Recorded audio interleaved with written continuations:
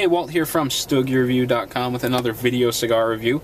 It's been a little while since I've done one of these, unfortunately, and I'm finding that the only way I can really get them done is if I do reviews in between things. And since I'm running some errands after work here on a Friday afternoon, I thought I would try to kill two birds with one stone, do a little running around, and talk about a cigar that I picked up at IPCPR. Now, this particular cigar is the Merlion by La Sirena.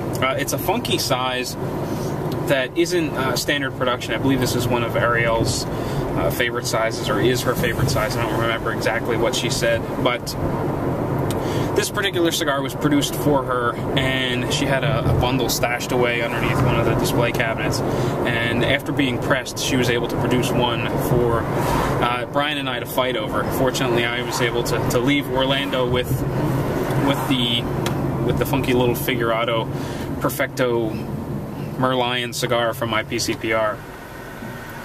So the cigar itself, I wanted to. There's a few things I wanted to talk about along the way, just general discussion topics about the stick and how, my past experiences with the line. But before we get into that, let's talk about this particular cigar. It's really difficult for me to drive and point and show you things on the cigar, so you'll just have to take my word for it. First things first, this cigar is kind of small. It's very feminine. It feels very feminine. It's got a perfecto shape that's similar to one of the smaller Oliva Serie V Figurado sizes. I don't remember which number it was, but if you remember a little while back, there was a sample box that had different size V Figurados in it. The smaller of the sizes is kind of what this feels like, only it's a bit more feminine with a really long, drawn-out, tight torpedo shape at the end. There's what looks like an additional piece of wrapper added to the foot where the foot tapers down. It looks like they applied a second piece of wrapper leaf. I'm not quite sure why. I don't know whether it's aesthetics or what the real intent was there. It blends in really well, so you kind of have to look for it to see it. So I don't know that it was really a cosmetic thing. I'm not quite sure what the purpose of that piece of wrapper leaf serves, unless it's just to kind of keep the foot compressed. I really don't know. The color is kind of light. It's like a creamed coffee.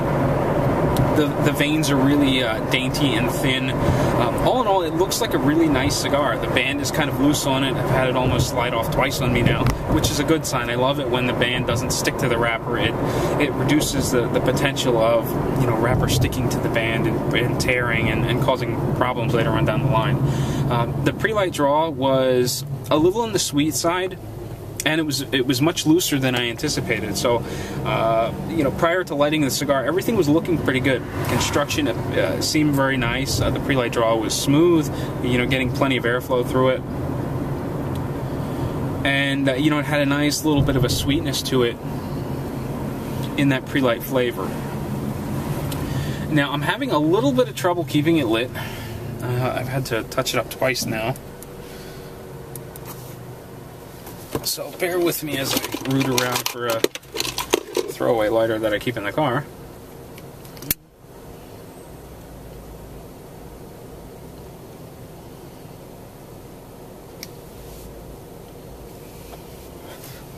My first impressions on the smoke.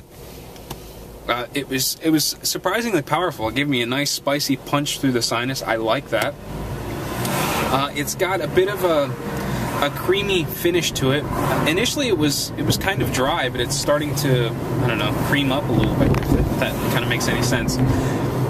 And I'm not really able to pull out any distinct flavors at this point. I mean, aside from a little bit of a pepper flavor across the broad part of the tongue, and a little bit of a saltiness that makes you salivate. I'm struggling to pick out definitive flavors. I'm sure we can build on that later on as we move along, but so far it's off to a really nice start. Well, I suppose my background with La Sirena starts arguably before the brand existed. I guess it was about 5 years ago.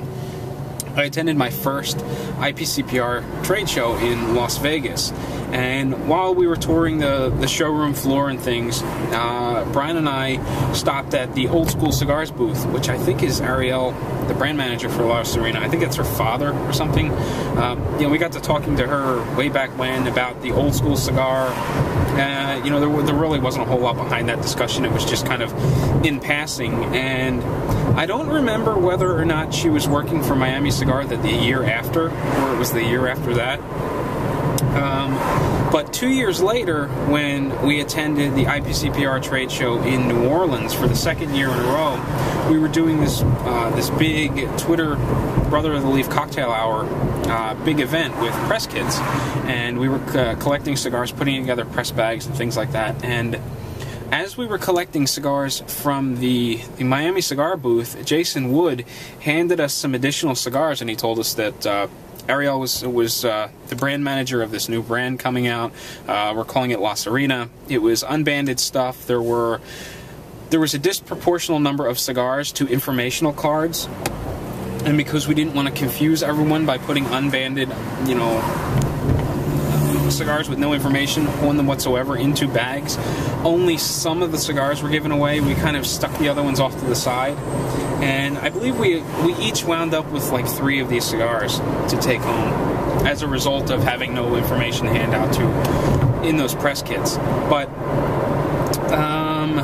we took those cigars. We learned that they were made by my father's cigar, Don Pepin Garcia, and at that time I was really excited to try this brand new cigar by, you know, Don Pepin. It's got to be awesome.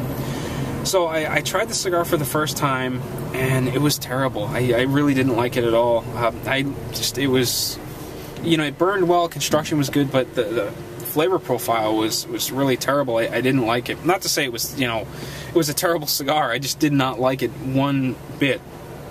And, you know, it was one of those things where the cigar came out, and I just assumed, okay, you know, when it's released, it's probably going to be different, because a lot of times things change with these pre-release samples, and on top of that, it's an IPCPR sample, so you've got, you know, double the potential for things to change somewhere along the way. And, you know, I went home from the trade show. I tried smoking the other 2 samples, and both of them did absolutely nothing for me. I wound up quitting on them early, and I guess a couple of months later, Miami Cigar sent out samples of this new line, and as soon as I laid eyes on it, I disliked the cigar. You know, I already had this preconceived notion in my head that it wasn't going to taste very good, because, you know, leading up to this, I just hadn't liked them. And now it had this obnoxiously large band on it that covered probably 75% of the cigar. It was, you know, it was explained to me later on that was a mistake. They really weren't supposed to be that big. You know, whatever the case was, it was just obnoxious. I really didn't like it.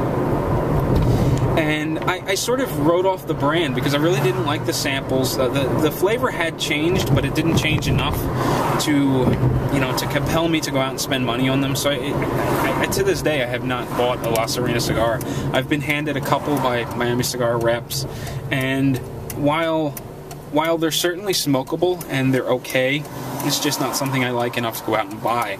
So based on that opinion of the La Sirena line, you know, the stuff I've had in the past, I really wasn't sure what to think about this new Merlion cigar.